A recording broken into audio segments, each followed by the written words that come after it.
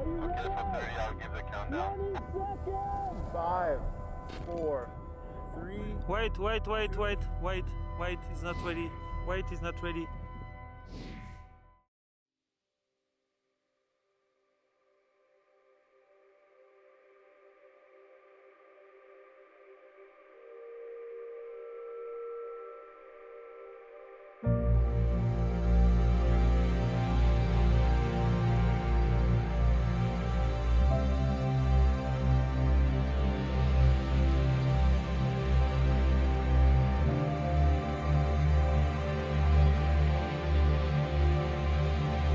Like ever since I planned this trip, I've had the feeling that this was the rewarding trip of my entire career.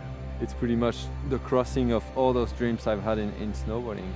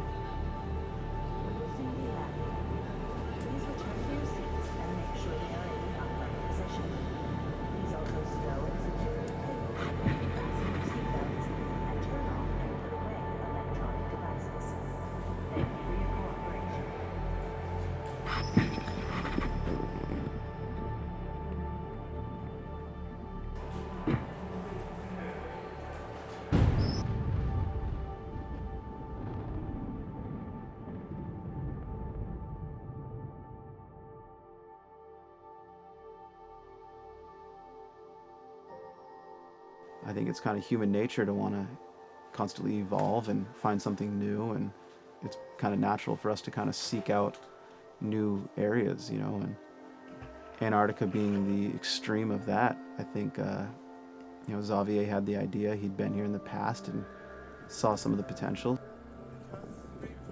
It's been 5 days of traveling and we finally made it to the Falklands. We're about to step on the boat and we have ahead of us the gnarliest traverse in the world. Vu ce qui nous arrive là, ce qui va nous tomber dessus, c'est une énorme dépression, énorme, ça va de tout là-haut à tout en bas, il y a voir les degrés, enfin, c'est sur 2000 km, 3000 km de diamètre.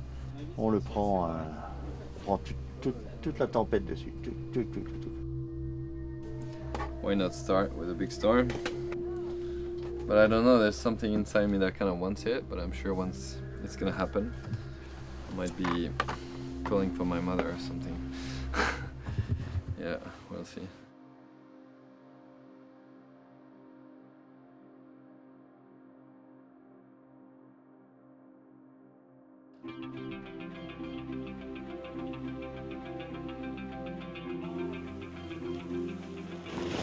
For sure, I definitely come from a freestyle background, from Grand Prix half-pipe competitions to, you know, video parts that have a lot of tricks and jumps in them. But, you know, over the last 3 years, I've started snowboarding in Alaska in the spring, and that's really opened my eyes to a much larger scale of snowboarding. People like Xavier and myself were all extremely lucky to have these opportunities to travel to these unique areas and have these amazing experiences. I had the opportunity to work with Xavier 5-6 years ago. Now he's perceived, everywhere you go, he's perceived as this legend, and you're going, but he's just my mate that I've been filming with for a few years.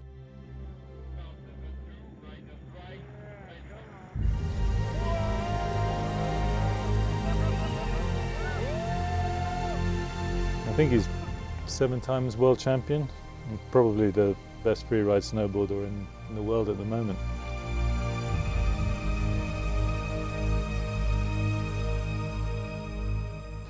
But over time I've kind of seen him lose some of his fire and passion. In the last few years, all I've been doing is competitions and heli trips where I was filming action, you know, really concentrating on action. And I have the feeling now that I need something a lot stronger, a lot deeper. I want to live a real adventure where there's a lot more than just the snowboarding. And I think that this trip to Antarctica could totally be the answer to that.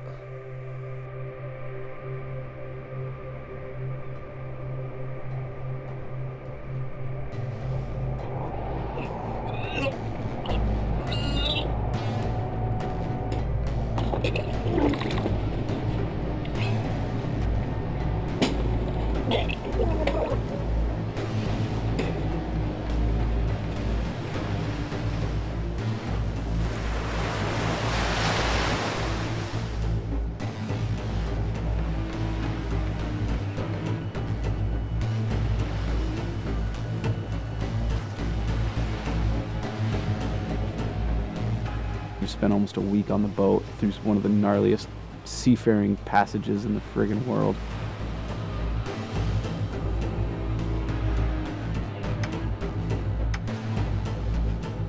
Somehow mentally it just puts you down. It was one of the worst things that I ever experienced.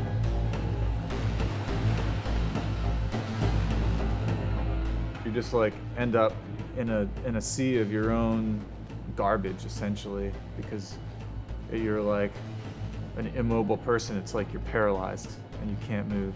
And that was a horrendous way to start the trip.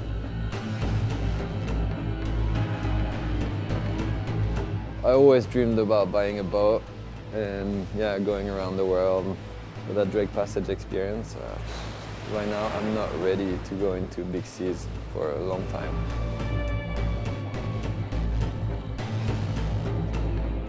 It's like being on one of those really shitty carnival rides that makes you sick and you can't get off. I'm stuck in this bed. I haven't left this bed in like 16 hours.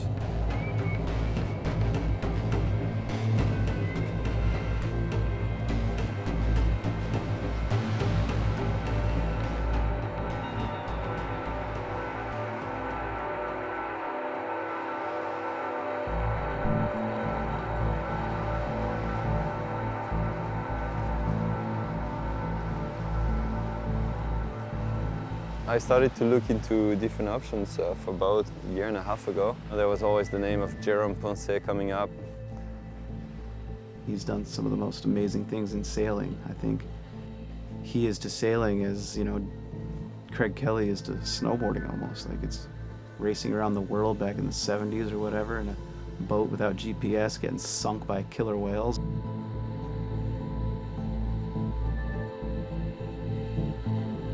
I hope that we'll be able to kind of and show him that we really are gonna portray this land as best we can. It may seem quite stupid to travel across the world when you have a ski resort 5 minutes away from home, but you know, if we even get one line there, it could potentially be the best line of my life. All I can do is cross my fingers now, I guess.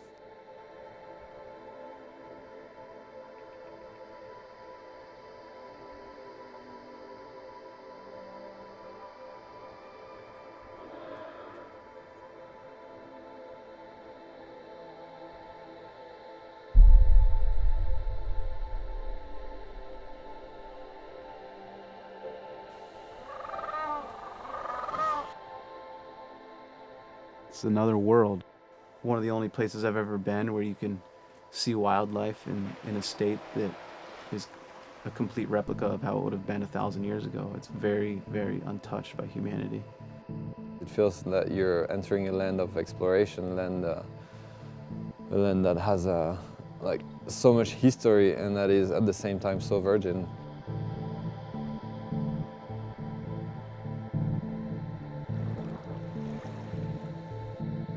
Like with a trip like this, you don't really know what to expect, but in the course of the year you build up a lot of expectations on how you think it might work and how it's going to be or what you expect it to be, and then you get here and rarely is it what you expect to go on a trip, but especially when you go to a place like Antarctica that really there's not much information to gather beforehand. Well, it was great to get our first steps on snow, breathe some fresh air, but you know, it's been a few days that we've been traveling from bay to bay. All we've been finding has been hard snow and like gray weather, pretty average terrain. Fuck. Is he ready for this, Lucas? No. Not very ready for anything right now, but make do. I remember the first 4 days we went out, every time it was completely not what we expected. You want to believe you're going to be able to rip these spine lines like you can in Alaska, but you get up there and it's, you know, if you're lucky, an inch of soft snow on pretty solid ice. I'm really starting to get concerned. You know, there's so much expectations about this trip. It's such a commitment. Everyone has been putting so much effort to come here. And I have the feeling that everything is on my shoulders right now. And there's definitely some tensions coming up. Là, c'est pas là, on est là parce que nous, on n'a pas voulu être là-bas.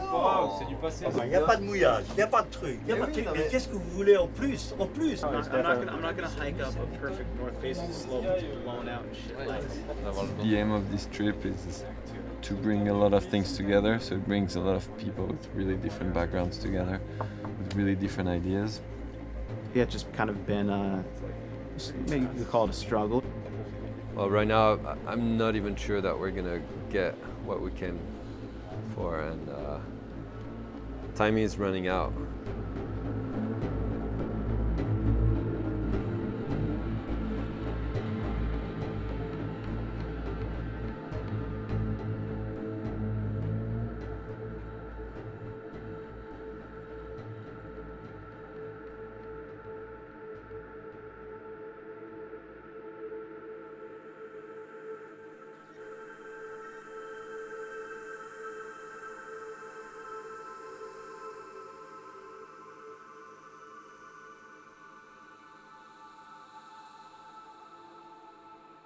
The very end of that fence, there's another pyramid you can ride as well.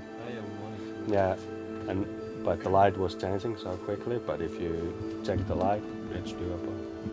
It can be that also because that's not very wide and it can. No, it was a narrow channel where we were, and Vink Island on the other. They're only narrow, vaguely narrow. Yeah. The moment we reached Reese's Cove, that's when the weather cleared, and that's where I first had the feeling that we had found what we were looking for.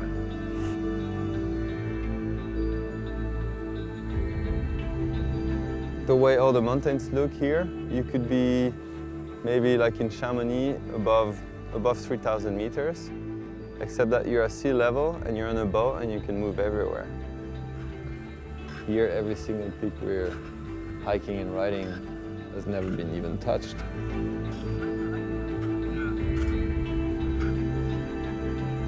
It's such a foreign land that not that many people have ever snowboarded now. For me, not having shot much riding, it was super inspiring. The decisiveness when it's just 3, 2, 1 dropping, and then just on command they drop into something that, you know, they could die on one fall and it's game over. 15 seconds. Bring the radio away.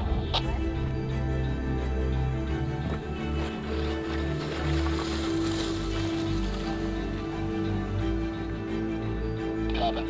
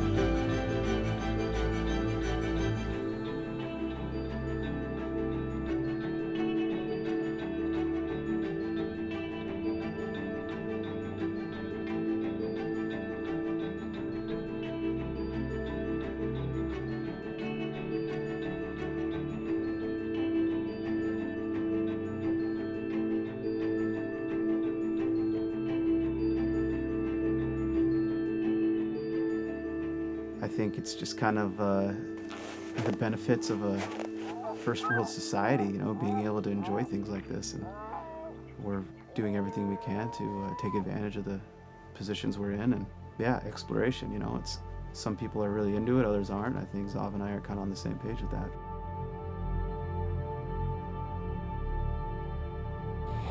Okay, Guido, you make the call. We're both totally ready to ride. Yep. And I am dropping. Okay.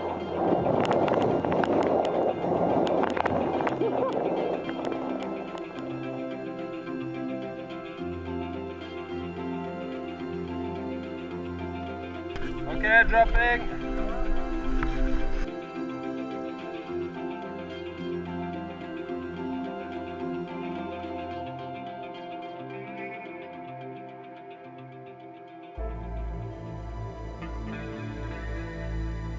L'Antarctique, ça a été d'abord une terre d'exploreurs. Amundsen, Scott, toutes ces histoires, Shackleton.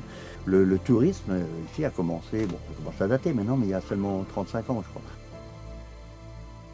C'est une place pour les scientifiques, pour les politiciens s'ils veulent, malheureusement, mais pour aussi les yachts, les touristes, et puis ce qui est arrivé récemment, les montagnards.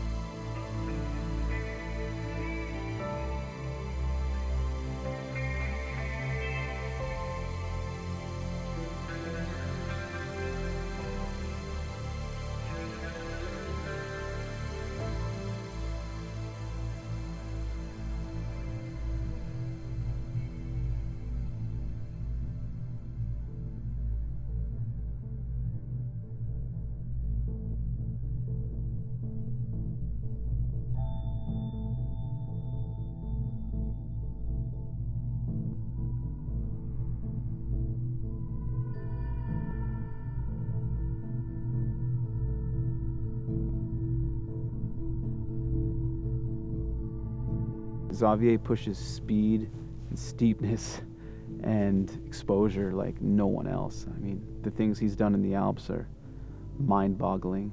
No one goes as fast as him. You know, he's got a lot of experience on me in the big mountains, and he goes for it. He pushes his own limits, which are already quite a bit higher than my own. So coming into this, I knew I was going to get scared. Now that I'm here and seeing the terrain, I'm absolutely sure that I'm going to get scared. Either way, it's a huge honor to be invited by him.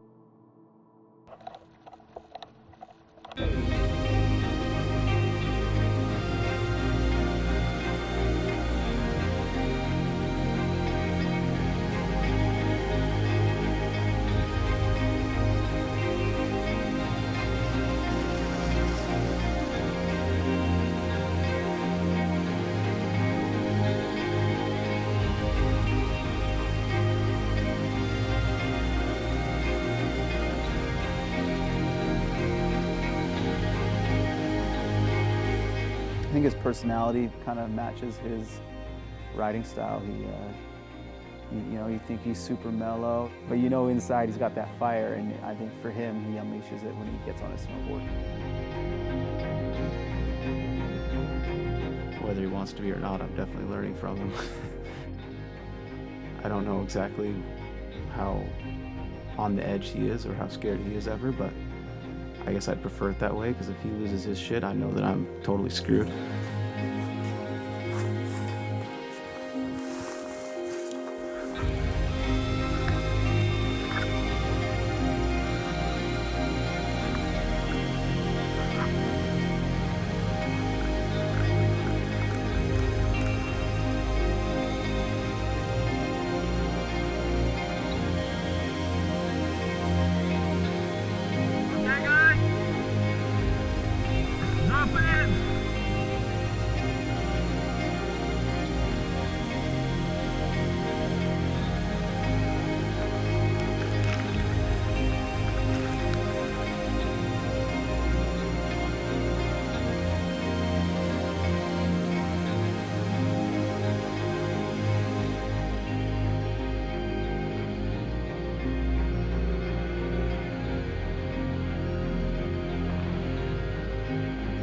It's pretty much the crossing of all those dreams I've had in snowboarding. I'm over 30 years old and I see things differently. I need more than just the fact of snowboarding. And this trip here is a full journey. You know, I'm coming here to discover sailing. I'm coming here to discover the wildlife of Antarctica. I'm coming here to explore Antarctica, to learn about the history. And I think this is so much richer than anything I'm used to doing in my snowboarding life. I could see that we bonded straight away. I don't know why, but there's a connection there. Les deux choses que j'ai aimées dans ma jeunesse, la montagne et la mer, et tout est ensemble ici. Pour moi, moi je suis venu aussi le premier yacht. J'étais le premier yacht dans l'Antarctique, dans cette partie de la péninsule, le premier yacht ici. Donc la connaissance du coin augmentait tout le temps. J'ai jamais eu l'impression que ça s'arrêtait.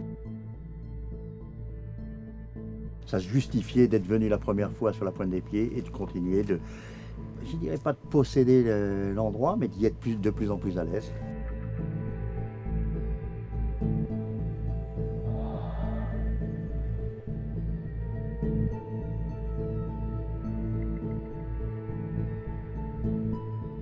We're in Antarctica. The mountains are beautiful and riding a mountain's great, but it's just a very small part of what that place has to offer. And it's just a way of exploring that place. It's not about snowboarding, it's the whole adventure and exploration that makes it, I think, the most amazing place on the planet. Whoa. There was a sperm whale jumping on a background while two penguins were molesting each other. And then there was a North Face rider making this massive splash turn. The snow went 100 meters up in the sky, and it was a blue sky. And suddenly there was how do you call those, like a fairy tales, like a little fairies coming up and bling bling. It was just, I didn't have a memory card. I missed it.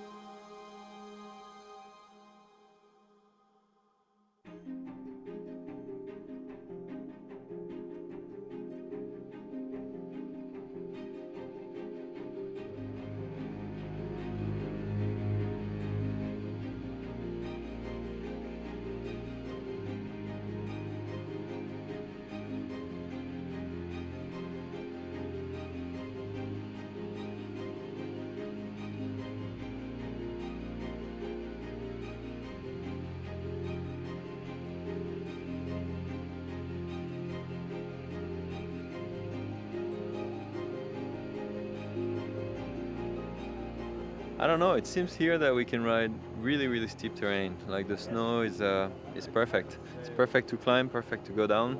It's kind of soft, but it's not really that big fat powder. It's a perfect mix.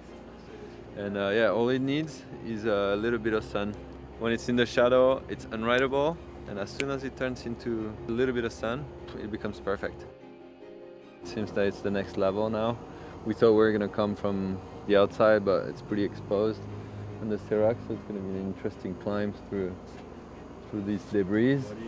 And then getting to the line, it's quite an impressive line and pretty safe. So it's getting really serious. It's cool. It's one of the best places for steep riding because you ride on like 60, 65 degrees or sometime more spring snow. And you can also find, if it's the perfect moment, like kind of pocket of powder, because the crust takes the snow on the top and transform to powder, and you have like maybe 10 centimeters of powder on the top of that.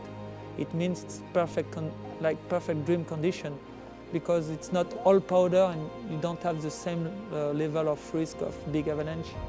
You can really manage what you do. It's a whole new world of steepness here, things that have never really seemed rideable in the past, here maybe they are. In a matter of an hour from the boat, you can be in one of the most extreme situations of your life on your snowboard.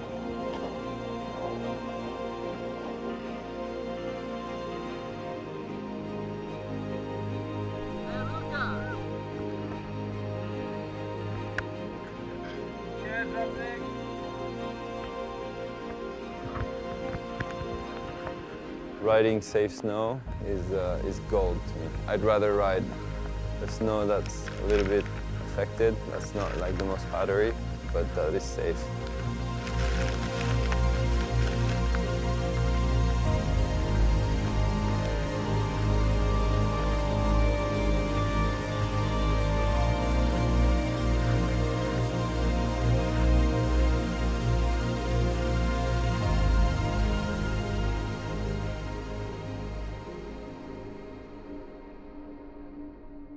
I spend my life doing things that are dangerous, but going to Antarctica is so far outside the realm of what we normally do.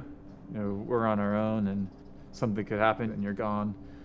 You know, when you first show up to a new area, you're pretty overwhelmed. There's so much to understand, you know, with the glaciers, the fast ice, all these new objective hazards that we hadn't really dealt with in the past.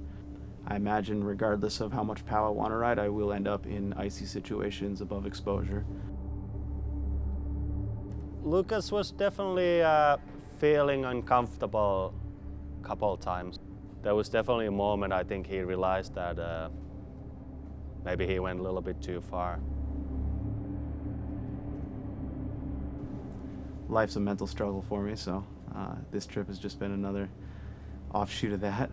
The snowboarding has definitely pushed me into mental frames that I'm not normally used to being in, especially this early in the season. I haven't really snowboarded in 6 months coming into this, and it definitely pushed me way out of my limits of something that I would touch at the end of the season. It's perfect, yeah. It looks really steep. Huh? The snow is wet, huh? It will carry. Yeah, it will be to perfect. there, to the remake, it's wet. The top part, maybe it's good. I think if I go out, I'd much rather go up the face to know the snow. Yeah. Now, I think the best is to go to the other side, have other look. Yeah. Manage everything, because the light here, it's good afternoon. The day of the captain line was pretty rough for me. We started off thinking we were just going to go to the captain. I was pretty fired up. Clouds kind of were rolling in, so we decided to do this, ride this other line that was pretty steep right into the ocean. It had a nice spine on it, which is kind of familiar terrain for me after spending a bit of time in Alaska. So we went up there, and it was fucking icy as can be, and completely just scared the crap out of myself. Just wasn't stoked on the situation, and kind of like, you know, it's one of those moments where you think, like, what the hell am I doing here? This is retarded. Like, I ride powder. This is exposed ice into the ocean.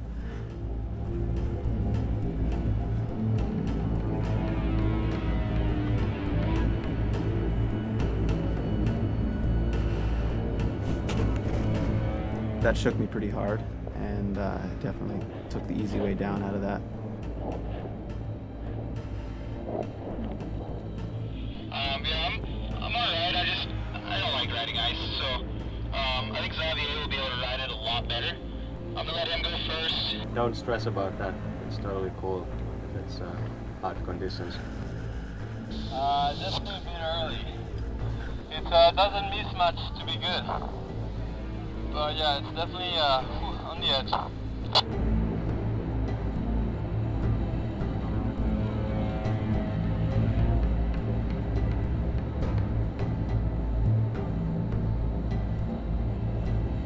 Right after that, it was game time for the captain, and I just mentally just was not in the right mindset to go up there. And I knew it was steeper and more exposed than the previous line, and definitely more sustained pitch.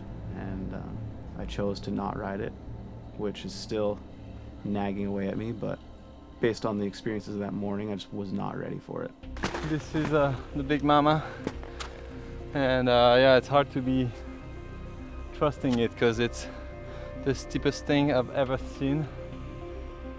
And we just came out of a really bad experience on hard snow on the other bay. So it's hard to know if it's gonna work. But this is something crazy. Xavier and Tony are on their way up. Probably the steepest line that I've ever seen that wasn't a sheet of ice. Calling it the Captain because it's the most impressive thing I've seen since El Cap. I mean, it's like 60 plus degrees for 500 feet. It is absolutely mind-boggling. If we could get it, this would be pretty much the highlight of the trip.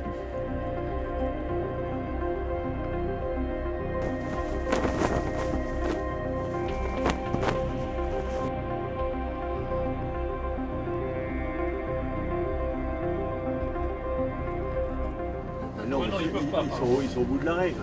Après, il y a une corniche. Putain d'ailes de merde. Ouais.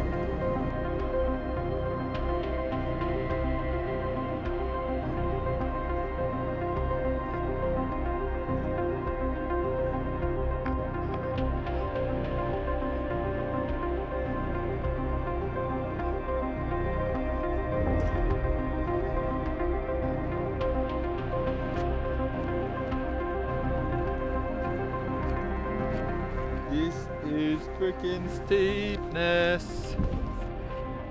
And I'm shitting myself.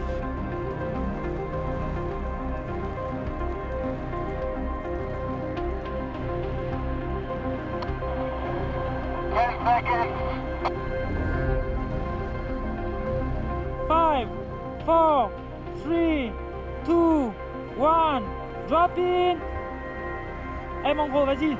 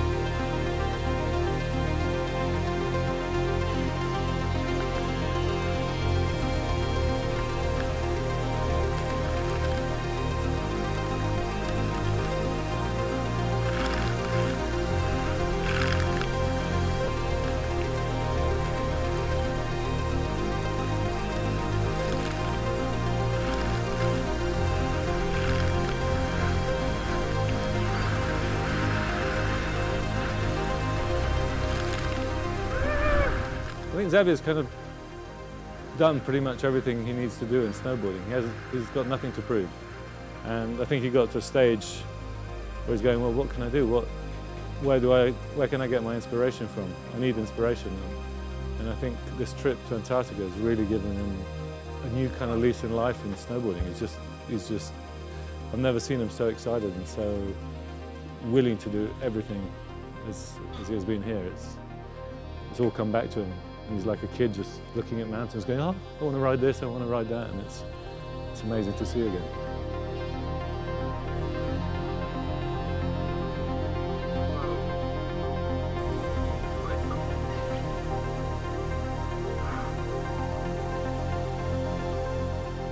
Like in 1 month I'm gonna think about this trip and I'm gonna regret that I didn't, embrace every minute of it.